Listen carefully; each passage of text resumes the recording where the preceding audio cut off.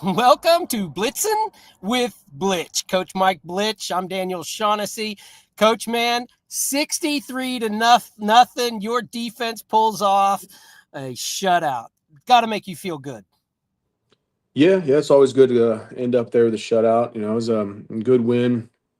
We kind of knew coming in, we felt like we had a good matchup wise personnel, what we wanted to do that week, and just kind of put some pressure on them. They're a rebuilding team right now, but it's always good to get a shutout and get that kind of point differential margin there. I think we had this year was 62-0, and last year Edison's game 63-0, and I think those were the two biggest shutout wins since 1959. I think Shawnee beat Miami like 67 nothing or something. We got one of those little Shawnee sports history books around the office. We peek every now and then, but yeah, it was a good effort. Got a lot of guys out there. Feel good game anytime it goes like that. They have a couple good athletes over there at East Central. That quarterback, he's a stud, man. Their hats off to them, their program. Really class acts over there after the games. Quarterback. Some of their boys came over. Even we're doing the school song. Congratulate us again, and just tell us we have a really good program, good team, and how physical we were. So it's a great group of kids over there, and wish them the best. They can go on throughout this season. I really appreciate hearing that. Coach, over the last couple of weeks, you have to be proud how your defense has really held up. I mean, even in the Duncan game, it kind of got away from you a little bit there in the fourth quarter, but not about the defense. You guys had so many good stops and held them to 7 points. A really dynamic offense with Duncan and some of their players as well. You held them to 7 points, all the way through towards the end of the third. What's been clicking on your defense? Well, getting healthy always helps. That's been a big thing. Is get a little bit more health and having some guys just continue to get inundated with the system and learning things inside and out and just finding the right fits and spots for guys. And it's part of those non-district games are all about is kind of see where guys fit best with the scheme this year. Because you try to have an idea in the spring and then you have like this how it is now. Kids move in every year and stuff, and then once you get them, you try to plug and play, see where they're at. And sometimes, it works. Sometimes it's like, hey, this may not be the best position for him this year in our defense. So you move him around a little bit. And, guys probably saw that watching us. We got a lot of guys in different spots these first 3 weeks. Really pleased with the way we played against Duncan. Like I said, that first half, 7 points is great. We knew coming in, stopping Sawyer Rice's legs was a big thing for us.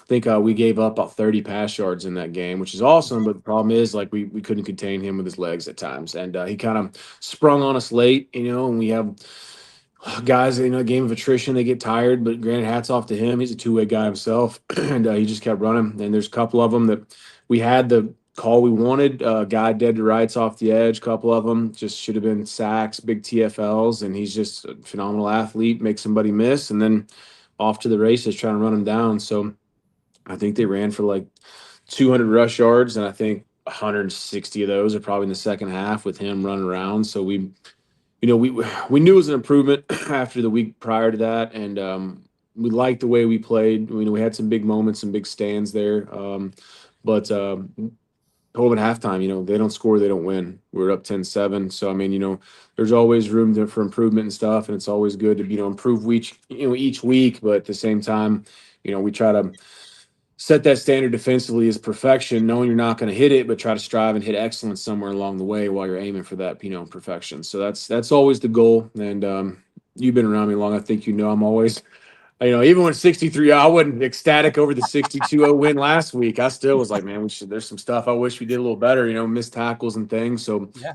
that's just kind of my nature there. But no, it was a good matchup for us, Duncan. We've slowly gotten a little bit healthier. We've gotten some guys coming up to speed in some different spots. We're liking the way guys are fitting right now along the defensive side of the ball. Travion Barber obviously has been phenomenal for us, and slowly getting his more comfort in that that Rob spot we use, that little hybrid dog safety stuff. We'll move him around, gadget guy, go three high safety look at times. Ramel Slaughter, have moved him around for some different spots. Was mainly a corner last year, played a little free safety, some strong so far this year. So that's a guy we're continuing to evolve to find out. When an athlete like that, you want to see where can we put him when the confines of what we're trying to do, we can have the biggest impact. So he's a guy we're still moving around. Braylon Lassiter, another guy that's back healthy. So trying to see how he fits in. Early in the season, he was involved and had some health stuff. So that's been the biggest thing. Kadarius Palmer, trying to just get him up to speed. A lot of these guys, and then also with that D line, we've had some injuries, which has been an issue. Both sides of the ball, kind of in the trenches these first few weeks. So, trying to see how it shakes out and who we can lean on, while also playing that attrition game or making sure we get enough rest. Because a guy like Jaquan, he's so impactful on the offensive line. We want to make sure we rotate him, Logan, guys like that who have to step up on both sides. So, playing the game and figuring out that puzzle. But I think. We're feeling pretty good about where we're at right now heading into this week. After 4 weeks down, to really feel like that's starting to gel finally, and that's the biggest thing. Practices get a little more fluid, less stop and talk. Where you have to like, hey, let's talk about how this works with this set and this formation we're looking at. They kind of know the alignments and things now, so that's what you're looking for at this point in the season as you get closer to that halfway mark. Is defensively, this kind of thing you want to can slowly just gel more and more together. And that in the last half of the season, you want to be at your absolute best, God willing, healthy as you can be, and fly around. So it's kind of where we're at right now.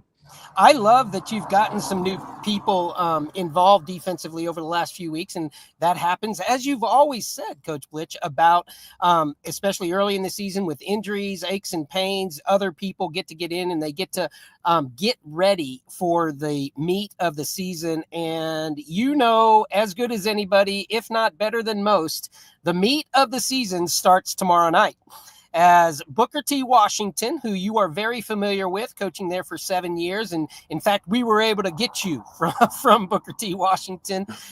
They have athletes that are fast and big. So from a defensive standpoint, what is going to determine your success this week? A couple things. One of them, I think, just being tackling. We got to be secure in the tackling what we do, and we've got to rally the ball. I mean, you got to have 11 guys fly to the ball at all times. As far as matchup goes, um, they're talented. I mean, athletically, I don't know if we'll see another team, or we won't really see another team in the regular season that's got them athlete for athlete the way they do over there. And as far as quarterback wise, I think 2 weeks ago, Sawyer Rice, he's going to be the most mobile quarterback we see with the most speed. But this week, I think we're going to see the best pocket passer we're going to see all season with Levi Brooks. He's a kid. I remember even I was their freshman year. It's just the last crop of Booker T kids that I still know over there, and he was phenomenal as a freshman. Just highly intelligent kid. We kind of knew going down the road that he's going to be the future one day, probably taking over as a sophomore year like he did, and just high GPA kid, just read all the coverages, make all the throws, and his biggest thing is lethal in the pocket. So that's we got to make sure we rely on our pass rush, get him off his spot because he's going to make the right decision 95% of the time. So slowing down him in the passing game. They got those weapons. Keenan Farley, phenomenal athlete. I think he's committed to TU right now out there at number 1. They've got Caden McClellan, Tyler Phillips. They've got a lot of weapons over there. The Compton kid, and then Michael Washington, Sweet Feet, number 3. He's electric. I remember he was a freshman. I was trying to tell him, listen, this kid, he's out there just working the scout team defense in practice. When he was a freshman, we just couldn't see him half the time. And we did. He'd shoot through those gaps. So what could be a 4 or 5 yard gain for some running backs, he'll take it 14, 15 yards. He's got that burst. So that'd be the biggest thing, is execute gap sound, what we're trying to do this week schematically, and make sure we rally the football and tackle. Because like I said, anytime you got a team that has athletes like this, they make a guy miss, it can go 60 to the house. So you've got to make sure you're rallying. You can't, rest on your laurels and just, relegate yourself to thinking some other guy's going to make the play. You got to want to, make the play yourself, and 11 guys, run to the ball at all times. So it'll be good for us matchup wise. O-line's pretty big. I think we'd like some of the matchups defensively, different spots. We think our D line's got to be big. They've got solid size. The O line, I think they got some senior leaders over there, a couple of juniors in there, but they're going to be mobile. They a lot of inside zone and stuff, inside outside zone. Not a ton of GT stuff. That when you got athletes like that, you can kind of keep it pretty simple as far as like, hey, what the goal is. We're going to line up, hit you in the mouth, and run through you, and he's going to bounce it outside. So they like their deep shots. That'll be something we got to be mindful of. We know last year. Garrett's first game, McCurdy started out there. They hit us on deep shot that first play. There was a rowdy atmosphere over there. So we'll be glad to be at home this season and see how we fare on the back end with it. We've had a pretty good week of practice. So I mean, which you never know going into things. Yeah. Sometimes I feel like a terrible week of practice will play good. Sometimes they have a good week of practice, like, oh, we're gonna give up 75. So you just you never know. But I'm liking where we're at from a health standpoint. There's a couple guys, laboring a few things, but I think everything's gonna be good for Friday. And I think we're pretty confident going into this one. Being at home is going to be, we played well at home last year, and 1-0, I think, on the season so far here this year. I think last year we lost McAllister last game of the season, is the only home loss we had. So it's just there's a comfort level. Less that travel time, those 2-hour road games been pretty crucial the last few weeks. I mean, Mhm. it's just everything bumps up. Those kids, sit on those long buses and things like that. But yeah, it'll be a good matchup. It's gonna be a good test because we'll see this week, and then Coeita's got Bishop Kelly, so that'll be a good lookout game. Because last week was Coeita and McAllister, 3-0 versus 0-3. Because you never know in the non-conference. Sometimes, scheduling of opponents, you're just not sure. Because I remember Bishop Kelly started off 0-4 last year, then rattled Mhm. off like 5 out of 6 down the stretch. Ended up Yeah. getting that I think the 2 or the 3 in the seeding. So that's a big thing was finding that out. Coeita looks to be the real deal this week. So we've got a tough 2 week sled ahead. That Brock Heilman kid for them next week. And this week we got to stop Micah Washington, Levi Brooks, Farley, and the boys over there because they're going to come after it. I mean, they got us last year. So that's all it is. I was in 35-7 last year. So until you go out and change the narrative, that's what the story is going to be. I think Shawnee's never beaten Booker T in the regular season. I think they beat him in the playoffs once. I think it was that 2002 or 2003 season. Mhm. So they're going to Oh come in 04. confident. No, Oh, actually it 05, I think. was 05? Yeah, it Yeah. was So 05. they're going to come in confident. I mean, I've been on the other side of this matchup at Booker T. They're going to come in and they're going to, hey, we're going to line up, punch you in the mouth, and, we're going to see who can do what they think they're going to do. So Yeah. that's kind of where it gets down to it because we'll find out Friday. Exactly. And now a couple of things I want to break down with you a little bit. Man, Sweet Pea Washington was impressive in the film that I watched. He stood out more than anybody else on the field. He reminded me a lot of Dietrich Beavers last year for us. Yeah. Will that help us in the sense of some of our linemen and our front seven guys, being used to having Dietrich around? Yeah, that'll help some. We replicated a little bit this week, used some other guys. Front of those freshmen, Vegas out there. We got Aiden Kennedy. He's cat quick, little, smaller stature guy. So trying to replicate that best we can. It's Some of hard our to scout replicate. guys are. Yeah, it is. I mean, he's hard to see, and then the speed you can't really simulate that. I mean, he's going to bounce it outside. Got to take good angles. Got to track that near side hip. There'll probably be a couple times early.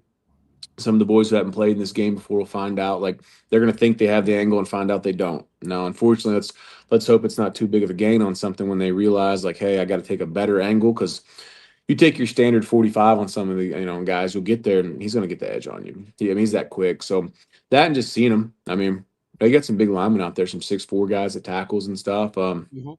He can hide back there. I mean, he's about 5'4", 5'5" with that speed. So you lose him for a second, flashing behind, and then he'll pop out. They do a good job of leaking him out, maybe in the pass pro, and then he'll just settle down for a little, just dump off route and then take it for 15. So got to count for him at all times. I mean, they've got athletes across the board. We know Farley's a big play guy. I liked him in the red zone and the deep shots. And but for us, I think going into it, if we can try to like mitigate the run game a little bit and keep that from being their bread and butter, slow it down, try to make them one dimensional. I mean, that's what you try to do with any opponent you face. I mean, take away what you think they're good at, but with them, they're pretty good at everything. But we want to limit him, I think, because like you said, you see him on film, he jumps out. He's the gut punch. I mean, because I think how they went last year, they did a really good design play, did a draw play on 3rd and 10 last year, which you're not going to see that a lot. Where they do a running back draw and they drop back pass, stuck it in his gut, ran for 11 yards on 3rd and 10.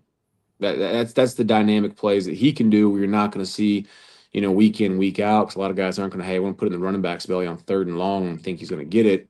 Mhm. And that was it wasn't just like a concede play. They were actually in like across the 50, I think on like the 40-yard line or something. So, just a different dynamic when you got a athlete back there like that. So you just got to count for everything and make sure you keep eyes on him.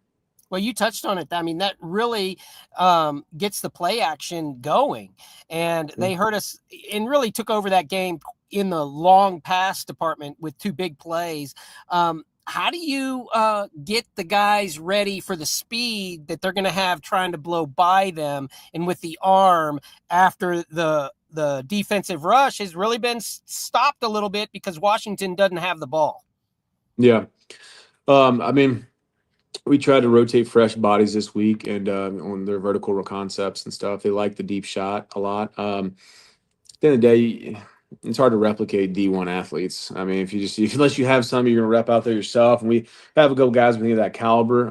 Some of ours are also on the line, so just rotating fresh bodies, taking those deep shots, getting them gassed, a little bit tired, so they're a little bit taxed before they start that defensive period. So when they are running with those guys, it's a little bit like, hey, we're laboring some, so we can try to stay in phase with it.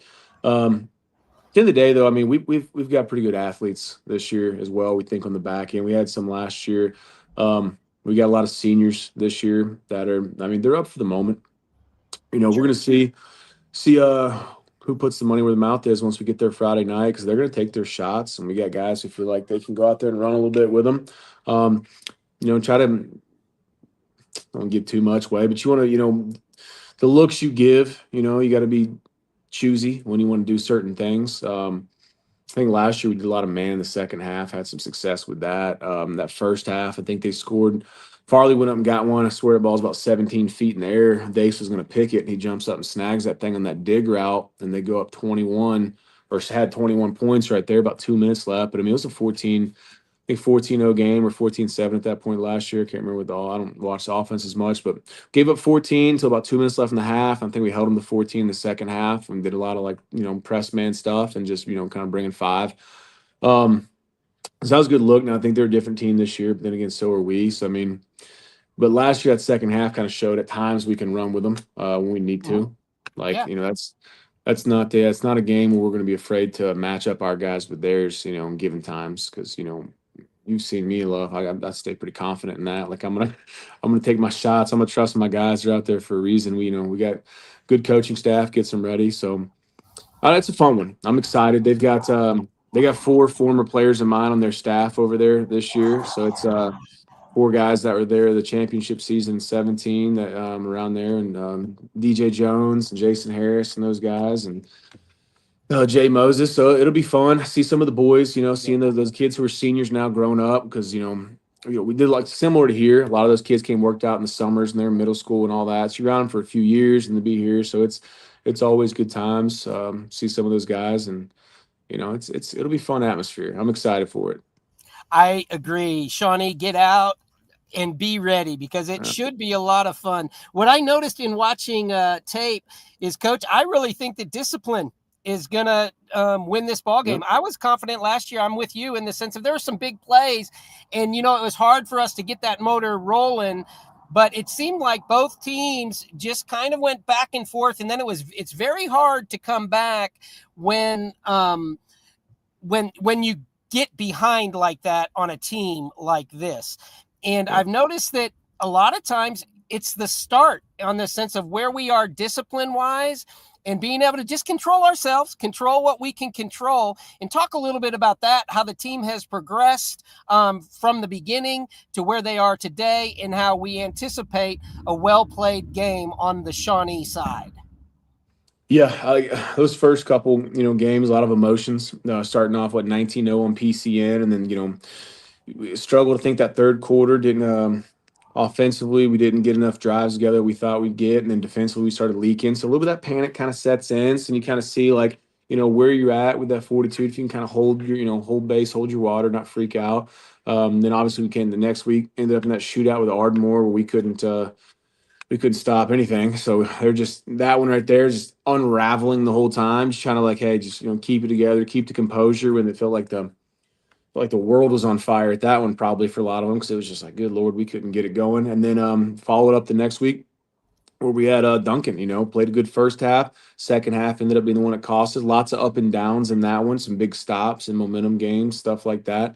And then carried over to this past week where it was kind of one of those where you get up on them. And then it becomes at that point, the mindset we talked about at halftime is like, hey, now we got to finish.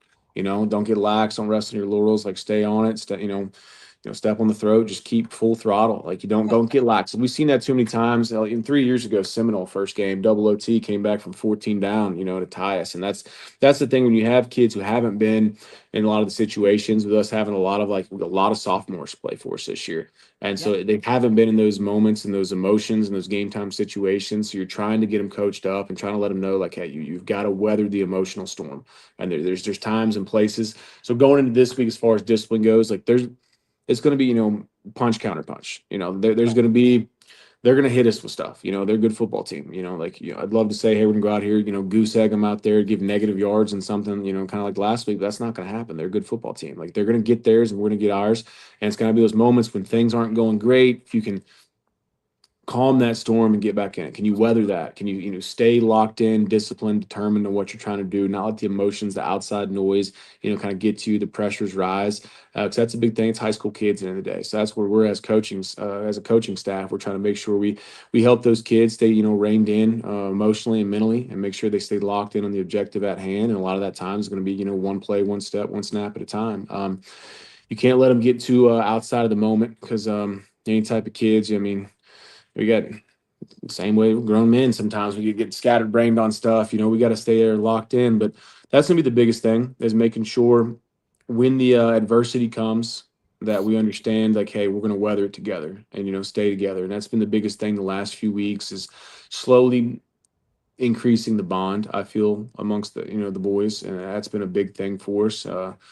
Thursday night dinners and stuff like that help as well for them to just fellowship and get together. But that's been the biggest thing is this team has grown with so many young guys coming into prominent roles and having so many guys that have either transferred, moved in, or they just came over from the middle schools and coming from Grove. Because now all these kids go to Shawnee Middle School when they get here. Either they come from different parts, and then those guys a year later as sophomores now, a lot of them are starters, but they've only known each other 8-10 months, some of them. So Mhm. that's been the biggest thing is that bond slowly grows and that camaraderie as they start to trust each other and have fun together and Yep. get a feel for each other's personalities, how to joke with each other. Once you get that comfort level, you kind of pick on each other like the boys will do and just have fun and tease and all that and compete. So I think that's been the biggest thing is the family atmosphere that's slowly continuing to grow within this group we have this year because every season's a different pack, different animals. So this year it's where we're at right now is we're feeling pretty good. Hoping to stay healthy, and we'll see. This will be it's a team that last year, ran the table in district play. Yep. Didn't lose the district game, and end up with the 1 seed. Made a good run, so that'll be a big test for us tomorrow night. We'll know these next 2 weeks kind of where we're at. That'll be a good barometer for us with these two teams that are undefeated in district play and rolling right now. Where we really stand because, like you said, we had some guys out injured in Duncan. We had some ups and downs, not 100% on where we're at as we stand as a team on that. So this will be a game where going to be pretty close, not fully healthy, but pretty close to healthy enough. We can kind of see like where are we at right now? Like, what's the second half this season going to look like? How's it going to unfold? Like, where do we envision it, and what do we need to work on and improve to get ready for what we hope to be a postseason run?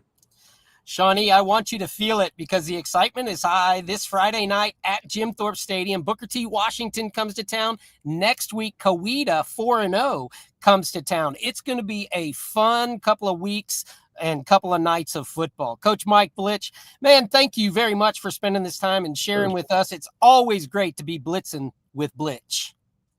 I appreciate it, man. Everything you guys do. Glad you guys have us on there and all the support. People come out Friday night. It's gonna be a big atmosphere, big moment for the boys. All the love we can get out there. It's gonna be fun. Big shout out to Temple Baptist Church tonight, providing the team meal. That's always great. And Shawnee, really bring it to heart because together we build community one season at a time. For Coach Mike Blitch, I'm Daniel